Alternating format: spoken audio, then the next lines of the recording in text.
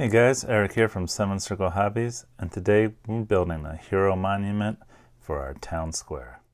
I have to admit, this build really challenged me. I thought I'd start off with something simple, a couple rectangles on top of each other to place the statue, and I started the build that way using pink XPS, and it just couldn't get it right.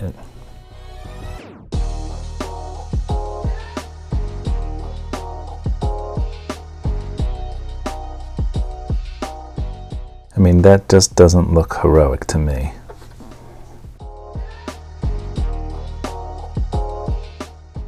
And while the larger base was slightly better, it still didn't ring out the true epicness that I wanted to achieve.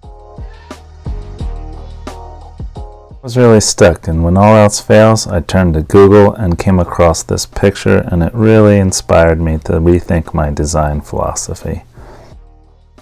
So this picture made me rethink my original design. I'm going to have a tall cube instead of a rectangle, and then I will support this with 4 columns around each of it.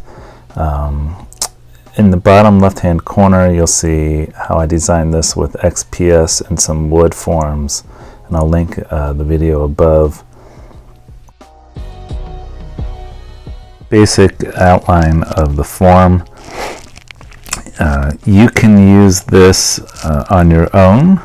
You could add the wood planks like I showed in the previous video, or you could use some aluminum foil to give it stone texture. To get those seams, you can always use some spackling compound or joint compound to fill those gaps.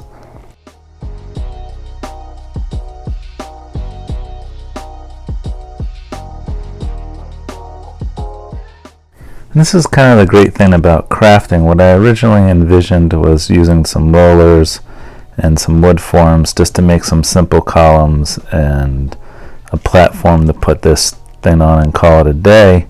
But as I got into it, I really wanted something epic, and I turned to my Hirst art supplies.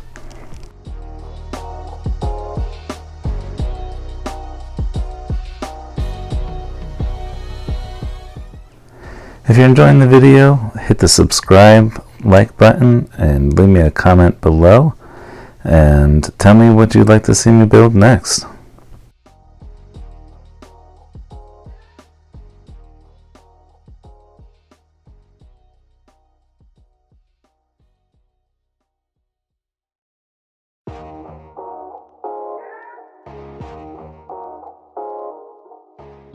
I knew I wanted to do something different with the statues, so I wanted to try a bronze effect with some patina.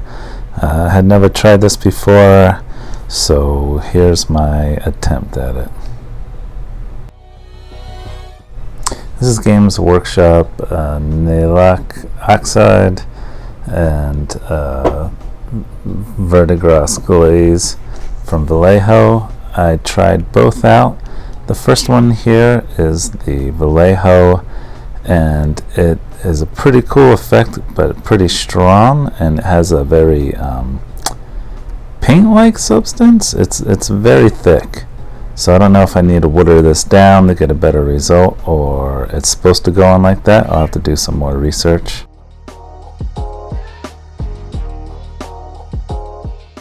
The Games Workshop brand was very much more like a wash. It went right over the model, covered pretty well, and I think it looked better overall, but at the end they still came out really green, so as a last step after this coat dried, I gave it another wash of Army Painter Strong Tone to bring down some of that patina look, and I think it came out really well in the end.